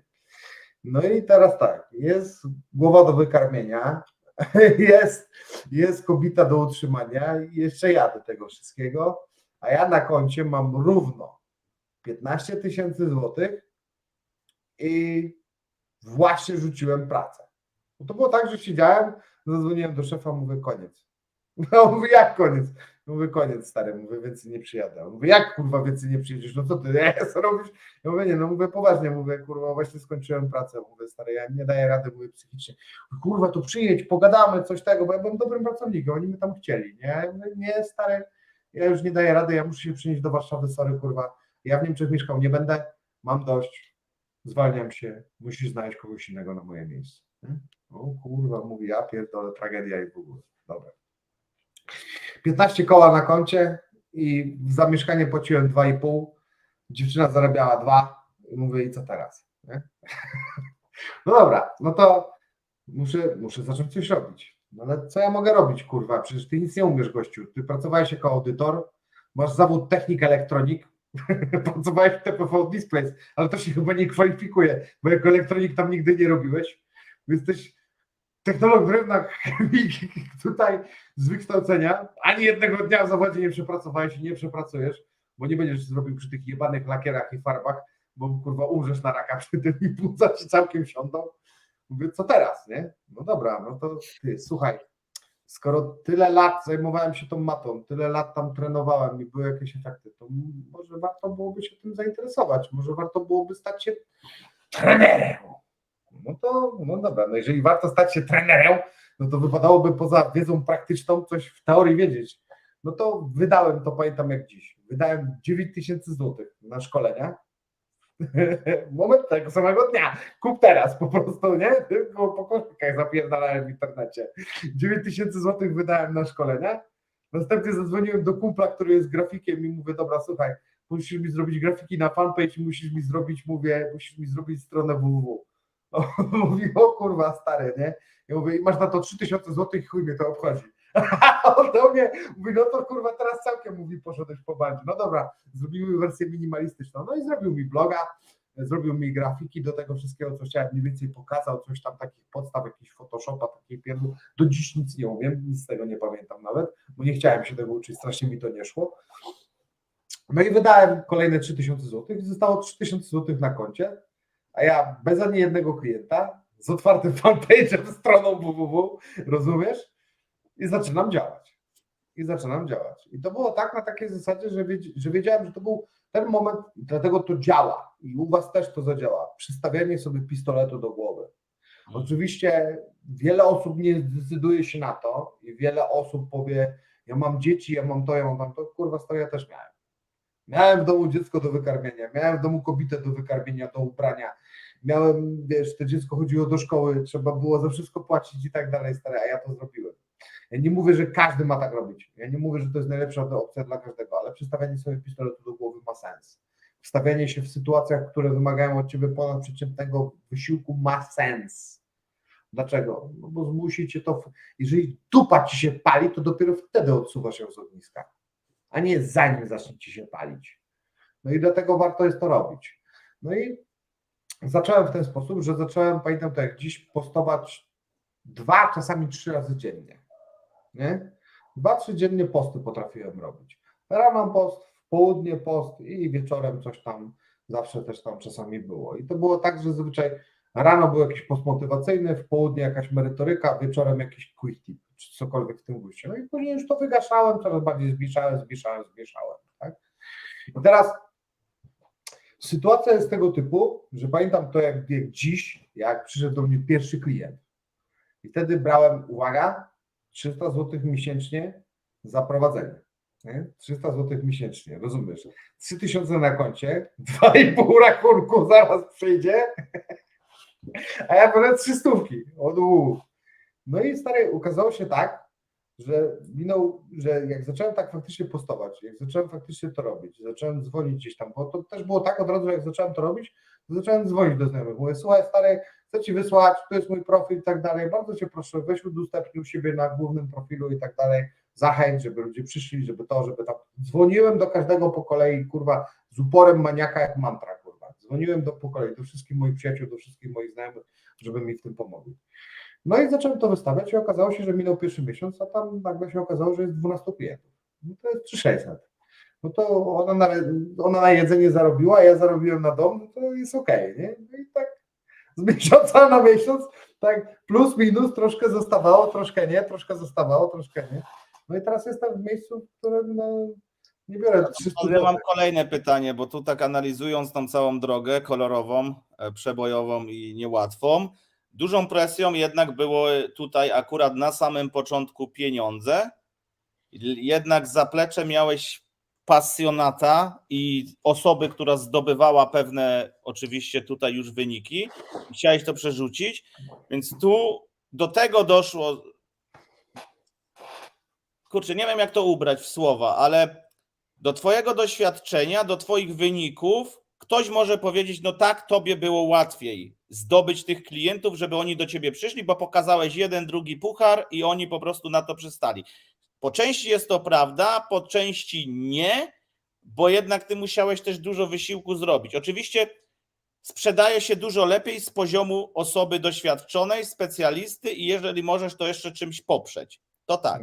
Mimo wszystko, jeżeli nie jesteś dobrym sprzedawcą na samym początku, bo tego da się nauczyć, tak jak ty te postowałeś i wszystko, no to i tak prędzej czy później ktoś przyjdzie, zapyta z czystej ciekawości, skorzysta, spróbuje, ty się z tego pierwszego klienta cieszysz, potem jak już zrobisz jednemu klientowi dobrze, zazwyczaj jest tak, że idzie po prostu poczta pantoflowa. Więc u ciebie zarówno presja była, że no miałeś rewolucję w życiu, to też jeszcze też te pieniądze, tylko że ja widzę, że ty w dużej mierze w ogóle nie wytrwałbyś w tym, jeżeli by tam nie było czegoś mocniejszego niż te pieniądze. Bo to jest to, co mówisz. Same pieniądze nie są wystarczającym motywatorem, by trwać w czymś. Jeżeli, wiesz, chociaż z drugiej strony są osoby, które robią czegoś, co nienawidzą, bo dostają wypłatę i boją się właśnie zmienić pracy, bo zazwyczaj jest tak, że zarobią mniej albo to samo, ale oni boją się zmian. To też, wiesz, to już potem psychologiczne jest takie podejście ciężkie do ogarnięcia. No ale tutaj. stary, kto z tych osób jest szczęśliwy? Kto z No tych nikt. osób, kurwa, kto, wiesz, zapierdala za coś, czego nienawidzi, jest szczęśliwy? No a ty Nikt. zacząłeś robić coś, co ci sprawiało radość, no i coraz większe pieniądze z czasem przychodziły, ale na początku było mega ciężko. No. Bardzo ciężko, słuchajcie. Na początku pieścić w ogóle klienci, to wszystko to był jakiś szał w ogóle, wiesz, to, żeby pozyskiwać klientów za pomocą fanpage'a na Facebooku te 10 lat temu, to jakaś kurwa abstrakcja była. To jak ja to ludziom mówiłem, to wszyscy mówili, weź ty się pierdolnij w głowę. To było dokładnie ten sam moment, jak w 2019 zaczął się COVID, a ja kurwa stawiam własną siłownię u siebie w ogrodzie, własne prywatne studium treningu personalnego i wszyscy pojebany, przecież to zamykają, człowieku, ludzie przestaną chodzić, siedzą w domach, nikt nie będzie trenował. Poczekaj. To był strzał w dziesiątkę akurat, wiem. Oczywiście, że tak, nie? Dlatego ja... Bo ludzie głodni tego szukali na siłę i przyszli, nie? To już nawet... I było tylko jedno miejsce w Warszawie otwarte. No, to było wyczucie też dobrego momentu, ale to już potem z czasem dorastasz do pewnych rzeczy, że potrafisz pewne rzeczy przewidzieć lub też zadbałeś przede wszystkim o swoich klientów, nie? To już dbasz, to z poziomu dbania o to, wiedziałeś, że co wyniknie, jednak nie wiedzieliśmy, gdzie nas to zaprowadzi, jak daleko, ale ty po części zapobiegłeś przestojowi, czy czemuś, wiesz, no to tak to jest. Biznes zawsze znajdzie swoją jakąś tam sztukę obejścia pewnych rzeczy, nie? No dobra, ale słuchajcie, bo z jednej strony możemy mówić na zasadzie kto jakie ma doświadczenie i na bazie tego doświadczenia coś buduje, z drugiej strony możemy mówić odważ się i rób to, co chcesz robić, tylko pytanie główne jakby brzmi, jak znaleźć to, co chcesz robić i co jeżeli masz poczucie, że nie masz doświadczenia takiego, jakie na przykład miał Donaj, nie? Że masz to zaplecze za sobą, wiesz co, gdzie i jak i masz wiedzę, z którą możesz się dzielić z innymi, bo mimo wszystko dzisiejsze czasy są takie, że dużo ludzi moim zdaniem nie ma wiedzy, którą może się dzielić, bo to są podstawowe informacje, które ma każdy. Mało ludzi, garstka bym powiedział, w perspektywie jakby, no nie wiem, świata, można to tak ująć, ma wiedzę, która rzeczywiście jest wartościowa i którą ludzie chcą kupić. Tylko pytanie, czy to jest właściwe podejście? Bo w gruncie rzeczy to jest to, co mówiłem na ostatnim live'ie mniej więcej, albo na dwóch ostatnich, nie pamiętam, że ludzie bardzo chętnie płacą na przykład za newslettery i za coś takiego jak przykładowo wiedza na temat koni, jeździectwa i tak dalej. Nisza. Podawałem to jako przykład, to jest nisza. No i teraz pytanie, jak sobie znaleźć taką niszę, jak się sprawdzać, jak to sobie zaplanować, co mam robić, czego mam nie robić. Okay. Ja mogę podać przykład też, zobacz.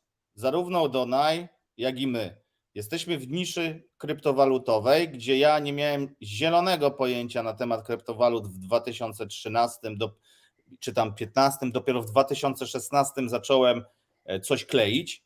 Jednak z tego, że my siedzieliśmy w tym na 100% i ja odizolowałem się totalnie od całego otoczenia i zainteresowałem się tylko tym, to dziś jesteśmy jednymi z wielu, jako grupa HSH, to jest jedna z wielu, które są na rynku i tamte też są bardzo dobre. To nie chodzi, żeby tu konkurować. Zarówno oni po części mają osoby, które chcą tam przynależeć i my mamy osoby.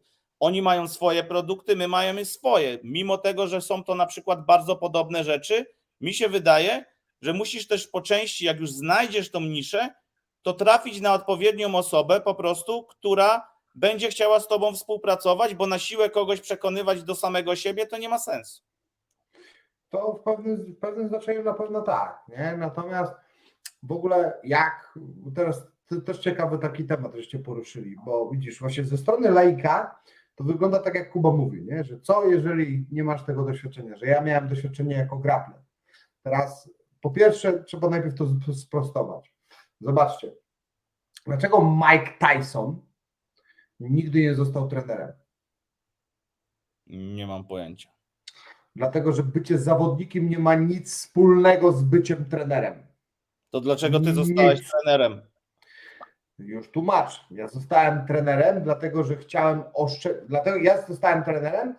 chciałem oszczędzić moim przyszłym podopiecznym tych kontuzji, które ja przeżyłem. No to Dlatego bardzo moi podobnie. podopieczni, tak, dlatego moi podopieczni nie mają kontuzji. Praktycznie w ogóle i praktycznie nigdy to się nie zdarza. Wszyscy, którzy pracują ze mną 1 na 1 stricte, nigdy nie mają kontuzji. Wychodzą ze wszystkich kontuzji, jakie mieli, ale nigdy się nie wtłaczają w nowe. Dlaczego? Bo ja wiem, jak kontuzje powstają, bo mam ich multum, bo mam ich bardzo, bardzo, bardzo dużo. I teraz bycie trenerem nie ma nic, pomimo tego, że się tak wydaje, że to tak jakbyś powiedział, że nie wiem, dekarz jest w stanie postawić dom, bo skoro zbudował dach, to na pewno postawi dom. No nie, absolutnie tak nie jest. Absolutnie nie zrobi hydrauliki, nie zrobi elektryki. Wbrew pozorom, jak przyjdzie do kładzenia fundamentów, to pewnie się ostra i zrobi to źle, sztalugnik źle położy i tak dalej. I teraz to jest dokładnie ten sam schemat, nie? Że bycie trenerem to nie ma nic wspólnego z byciem zawodnikiem. Natomiast jeżeli w ogóle nie mam żadnych tego typu nawet skojarzonych doświadczeń, bo można powiedzieć, że bycie zawodnikiem w jakimś sporcie, bycie później trenerem jakiegoś przygotowania motorycznego, czy trenerem w danej dyscyplinie sportowej, to jest to skojarzenie jakieś, tak, że jest tu jakieś tam zbliżenie. Co jeżeli tego nie mamy? Bo to jest dobre pytanie. Jeżeli w ogóle nic nie robimy, no to ja teraz mam pytanie wtedy do takiej osoby tylko i wyłącznie jedno. Co robisz kreatywnego z zajawki? Co robisz kreatywnego z zajawki? Nie ma znaczenia, co to jest. Czy jeździsz na desce, czy jeździsz na rowerze, nie wiem, montujesz filmy dla rodziny, piszesz teksty, czy piszesz pamiętnik, nie wiem, rysujesz, nie ma znaczenia. Nie ma znaczenia, co to by nie było. Jakakolwiek czynność by to nie była, gwarantuję Ci, że da się to zmonetyzować. Gwarantuję Ci, że da się to zmonetyzować. Żebyś zrozumiał, jak bardzo abstrakcyjnie jesteś w dupie i w błędzie, jeżeli myślisz, że jest inaczej, to powiem Ci tak. W latach 80. był taki gościu, co nazywał się Tony Hawk. I on mówił w latach 80., gdzie ludzie jarali w mieszkaniach i kurwa lekarze jeszcze mówili, że fajki są zdrowe. To on mówił wtedy, że on będzie zapierdalał na rampach i że my będziemy filmy o nim oglądać. A graliśmy w grę. Skłamał, bo oglądaliśmy film, graliśmy w grę, nosimy ciuchy, kurwa, i wyznajemy, kurwa, prawie jak Boga gościa. Także... No ale zmonetyzować można generalnie wszystko i też w latach 90. była taka popularna zabawka, nazywała się Petrok. To był po prostu kamień w pudełku, który był wysyłany ludziom, ludzie kupowali kamienie. Zresztą ostatnio była też akcja, gdzie laska sprzedawała swoje pierdy w słoikach i też tam brała jakieś leki i się nabawiła jakiejś tam choroby. Ludzie się Bo nie boją też wyrabiała konkurencji. Ludzie się Także- też boją konkurencji, jak robią to samo, nie? Wiesz, masz 5 osób, które puszcza te pierdy, to którymś wybierzesz lepiej lub gorzej, nie? Ja na przykład, często mi się pojawiają, wiecie, no ja to krążę i patrzę te sociale, TikToka patrzę i różne rzeczy, widzę, co tam ludzie robią, co oni sprzedają i mimo, że tam robią wszyscy to samo, to dlaczego tylko garstka tych ludzi wybija się? Bo robi coś na swój indywidualny sposób potrafi czymś zachwycić. Tu już nie chodzi, teraz ktoś powie dziewczynom łatwiej, bo one lepiej wyglądają i mają większe wzięcie, nie do końca, bo to działa w dwie strony. Chodzi o to, że na przykład trzeba to, co zrobić po części, to, co zrobił Donaj. Znaleźć jak najszerszą widownię i w tych osobach statystyka przyniesie ci prędzej czy później zainteresowane osoby. I to działa w każdym biznesie.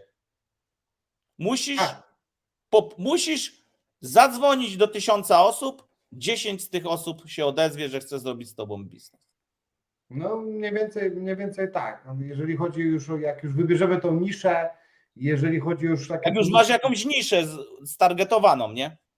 Tak, to dokładnie. Nie? Jak już wybierzemy tą niszę i mamy tą niszę, no to tak naprawdę później już jest tylko działanie.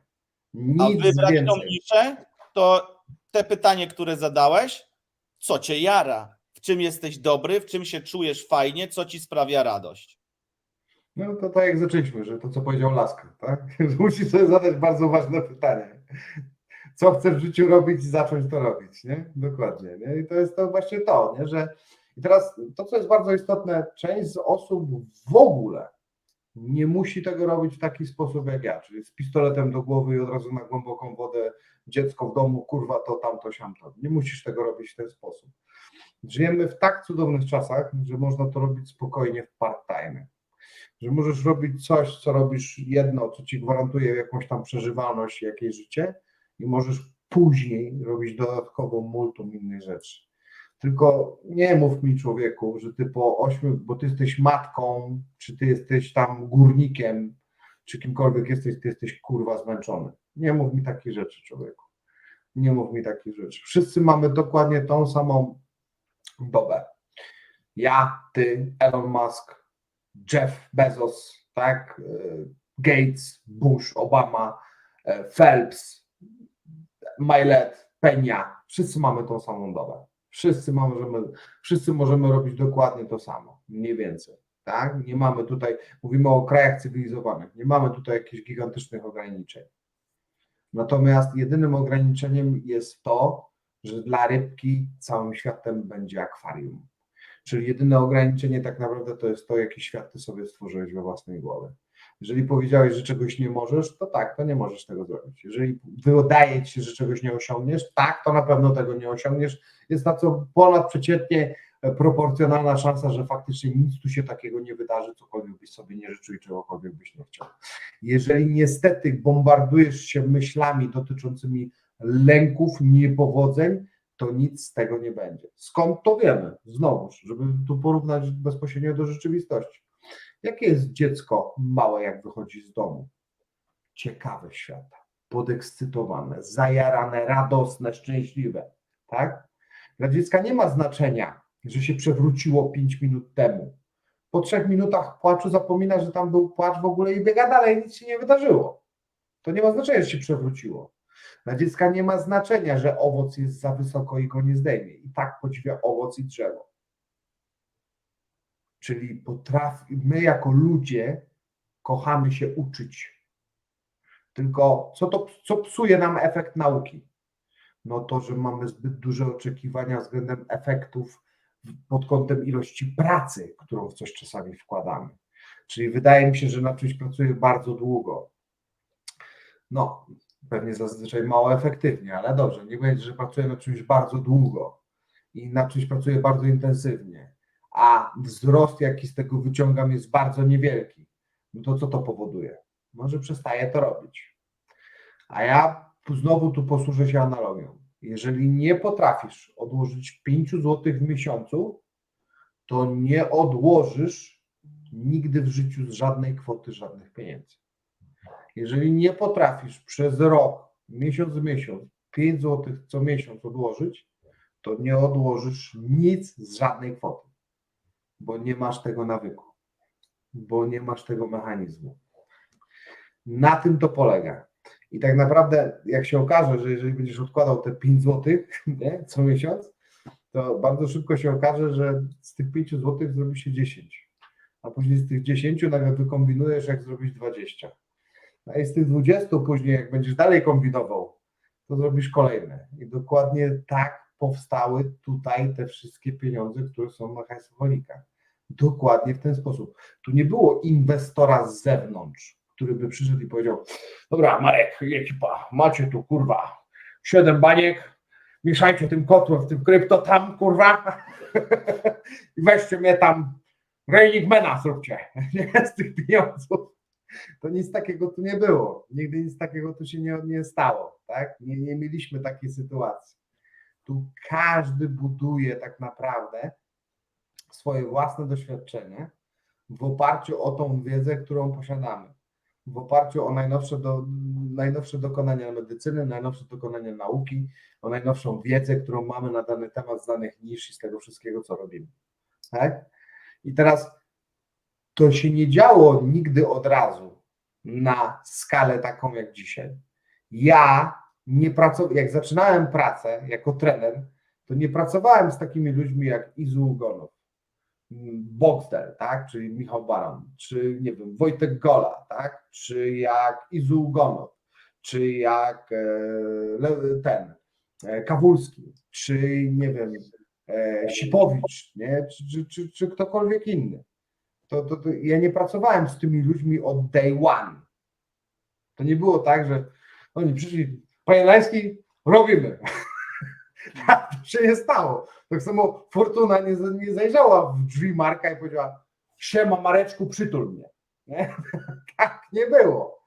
Za każdym jednym razem to wszystko, co dzisiaj jest, wywodzi się z poprawnych nawyków i w ten sposób musicie budować swoją przyszłość. Dlaczego budowanie nawyków jest tak ważne?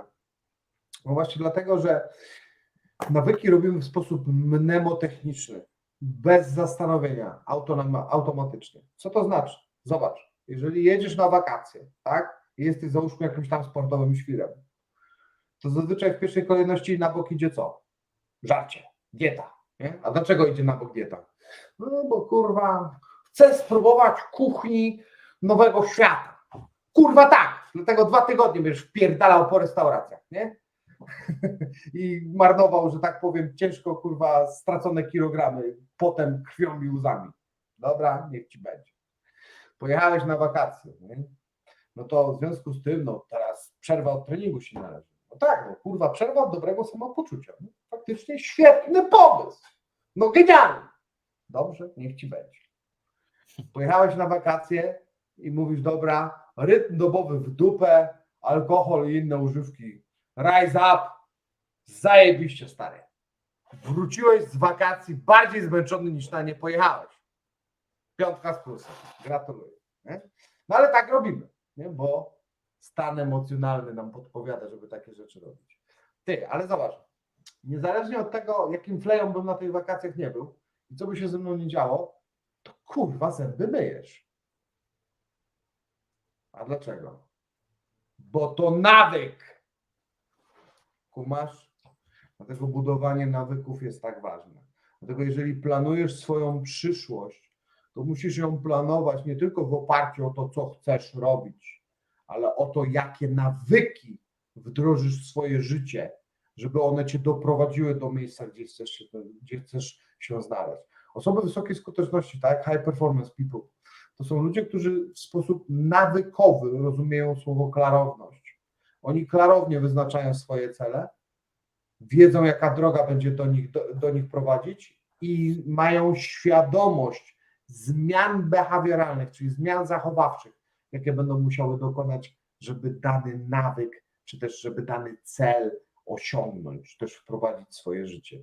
I taka jest prawda, że jeżeli nie będziecie budować nawyków, nie będziecie opierać waszego życia o poprawne nawyki, to niezależnie od tego, jak piękne marzenia byście mieli, niezależnie od tego, jakie wsparcie byście dookoła mieli, to i tak polegniecie. Dlaczego? Często ludzie nie chcą budować nawyków, bo ktoś im powie: dobra, będziesz robić to i to, będziesz miał to i to, a potem jednak on to robi i nie jest tak, jak ktoś powiedział. Ja wychodzę z takiego poziomu: zacznij robić coś dziennie, chociaż 1-2 rzeczy i zobacz, co z tego wyniknie. Tu chodzi o dobre nawyki. Nie wiem, budzisz się rano, pijesz tą szklankę z przysłowiowym sokiem z cytryny i zobacz, jaki to będzie miało na ciebie wpływ. pozytywny, raczej negatywny nie. Tutaj, bo to jest takie coś, że ma pozytywny wpływ, chyba że jesteś uczulony na cytrynę. Czy tak jak ja, piję rano szklankę wody z octem jabłkowym. Czy mi to zaszkodzi? Niekoniecznie. Czy miało to u mnie pozytywny wpływ? Tak. Po jakim czasie? Minimum po miesiącu. Zobaczyłem różnicę, że pozbyłem się całkowicie zgagi. Przykład, nie? To jest dokładnie to, nie? Ale to jest właśnie ta odroczona też gratyfikacja, nie? To jest też ten mechanizm, to jest też nawyk, żeby nauczyć się tą gratyfikację, że ją się z czasem można dostać, a nie od razu i nie tak szybko jak u innych. To też jest to. Pytanie, Nie? jeszcze kolejna rzecz. Ja usłyszałem, że to tak działa, dlatego zacząłem to robić. Czy tak to zadziała na każdego? Może się zdarzyć jakiś procent ludzi, że nie, ale tak jak mówię, jak już wprowadzisz nawyk, to podmienić ten nawyk na coś innego, co będzie miało podobny efekt, to już nie problem wtedy, Jest łatwiej. jeżeli jest podobny. A do tego bym dodał jeszcze kolejną rzecz, czyli zrozumienie, po co coś robisz. Bo gdybyś nie wiedział, co ci to daje, co ci ma to dać, to w ogóle byś tego nie robił, ani przerwałbyś po prostu.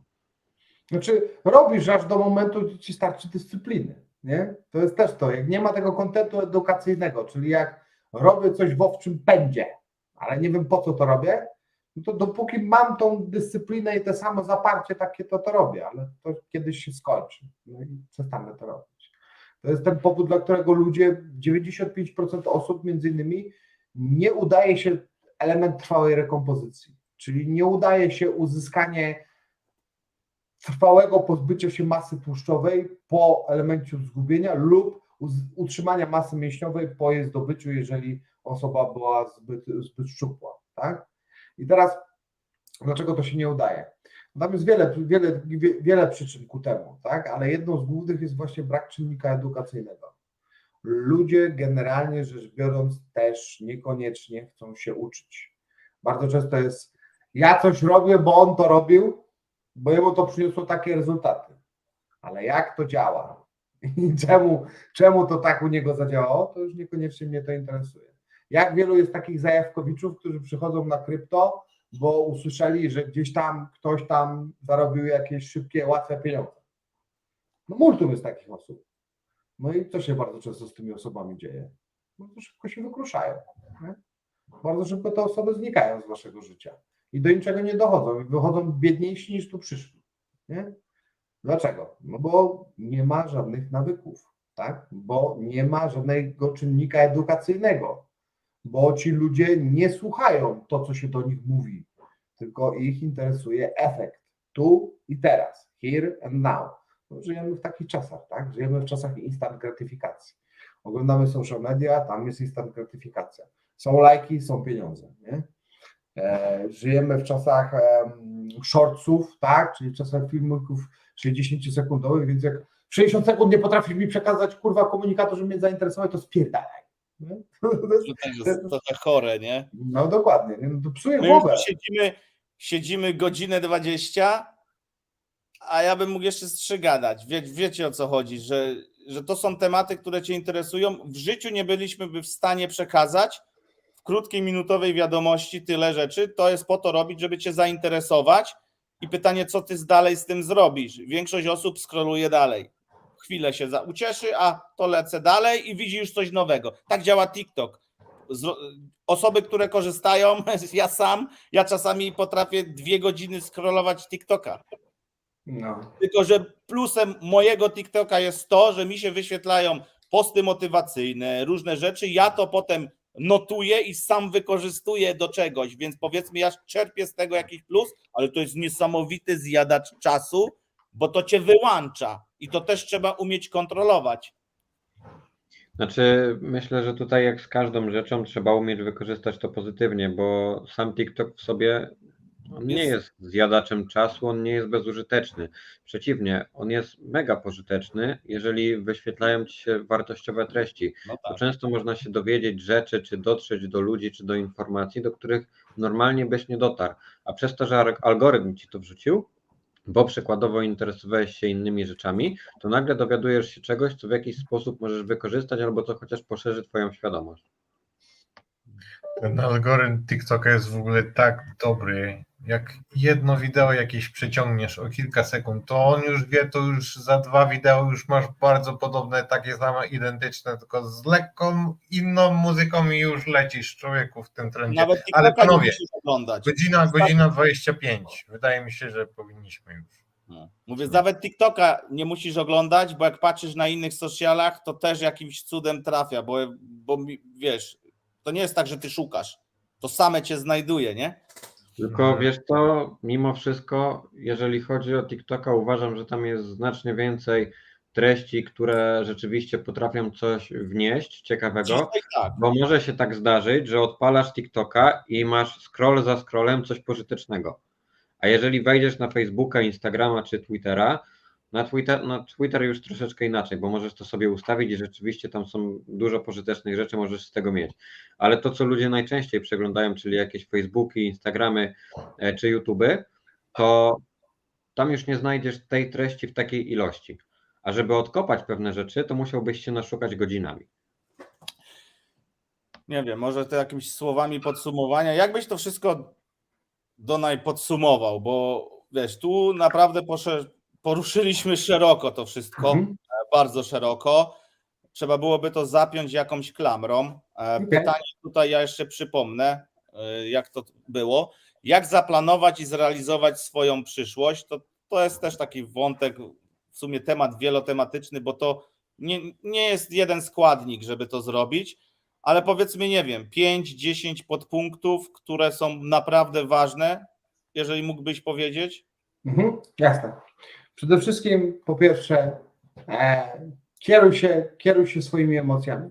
Niezależnie od tego, co będziesz chciał w życiu robić, to musi to być coś, co sprawia ci takie emocje, które chcesz w swoim życiu przeżywać. Tak? Pamiętaj, do ciemnej strony też możesz się podłączyć. Są ludzie tacy jak Goggins, którzy żyją z ascezy i z bólu. Jak widać, żyją bardzo dobrze, więc dlatego powiedziałem ogólnie emocje, nie dzieląc ich na złe czy dobre, tak? Bo tu nie ma złych czy dobrych emocji. Tak? Wszystkie emocje są nasze, więc nie możesz powiedzieć, że krzesło jest złe, bo stolarz się wyprodukował. To tak nie działa. Tak samo jest w przypadku emocji. Nie? Emocje są i koniec. Więc niezależnie od tego muszą to być emocje, które chcesz, żeby ci towarzyszyły w życiu. To jest pierwszy punkt, tak? Czyli musisz wybrać coś, co będzie pobudzało twoje emocje. Druga rzecz. To musi być coś, co chcesz zgłębiać i nad czym chcesz pracować, tak? Nad czym chcesz się doskonalić. Zazwyczaj to będzie zajęcie w życiu, które będzie tobie rozwiązywało jakiś główny problem. Będzie to pomagało tobie w rozwiązaniu jakiegoś bólu. I moja na przykład w ogóle droga do sportów walki to zaczęła się od tego, że ja nie mogłem schudnąć. Że jako dzieciak z RZS i ADHD, jak kończyłem studia, ważyłem 135 kg wagi, to nie wiedziałem, jak schudnąć i nikt nie chciał mi pomóc. Żaden dietetyk w Polsce, a pisałem do wrzosków, do szostaków, do różnych ludzi. Nikt nie chciał mi pomóc. Nikt nie chciał mi w tamtym momencie, generalnie rzecz biorąc, postawić. Każdy, kto czytał mojego maila, to albo nie odpowiadał, albo jak odpowiedział, to powiedział: stary, to jest za gruby przypadek, żebym się za to wziął. Nie chcę się za to zabierać. Nie? Więc biorąc to pod uwagę, bardzo często będzie tak, że w waszym życiu to właściwe wasze zajęcie, którym będziecie chcieli się poddać, to będzie takie zajęcie, które będzie rozwiązywało jakiś wasz ból, czy wasz jakiś problem. Nie? Trzecia rzecz, która już macie to zajęcie, jak już w końcu je wybraliście, bo wzbudza te emocje i rozwiązuje wasz problem, tak? No to po trzecie, moi drodzy, pamiętajcie o tym, że absolutnie wszystko da się zmonetyzować. Wszystko. Nie ma takich zajęć, które nie da się zmonetyzować, a jeżeli one będą sprawiać wam radość w życiu i będą wam pobudzać fajne emocje, to nie ma szans, żebyście też nie przyciągnęli innych ludzi do tego. Bo w ten sposób to działa. My się przyciągamy za pomocą emocji, nie inaczej. Tak? Więc pamiętajcie o tym. Czwarty punkt. Postawcie na nawyki. Jeżeli będziecie cokolwiek budować w swojej przyszłości, to budujcie to w sposób nawykowy.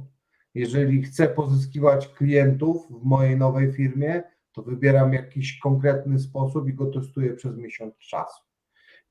Idzie, nie idzie, robię, działam. Mam próbkę badawczą, zobaczyłem, podoba mi się to, nie podoba mi się, wiem, Idę dalej, czyli po piąte, ten mechanizm odroczonej gratyfikacji. Nauczcie się tego. Nauczcie się tego, że dobre przychodzi z czasem. Nie żądajcie tu i teraz. Pomimo tego, zresztą social media XXI wiek uczy nas inaczej. Nie szukajcie takiej instant fali, Najgorsze zajęcie, jakiemu możecie się poddać, to próba bycia influencerem, czy cokolwiek w tym guście, bo nawet jeżeli wam się uda, to absolutnie nie chcecie być influencerami. Nie znam jednego szczęśliwego influencera. Nie znam jednego dużego influencera. Nie znam jednego. A pracowałem w praktycznie każdym stopki w Polsce. Nie znam jednego szczęśliwego naprawdę influencera. Więc zastanówcie się nad tym. Biorąc to pod uwagę, to jest taki po prostu hype na głowie, że naprawdę ciężko jest znieść. Więc nie stawiajcie na instant gratyfikację, bo ona może się okazać naprawdę bardzo trudna dla was.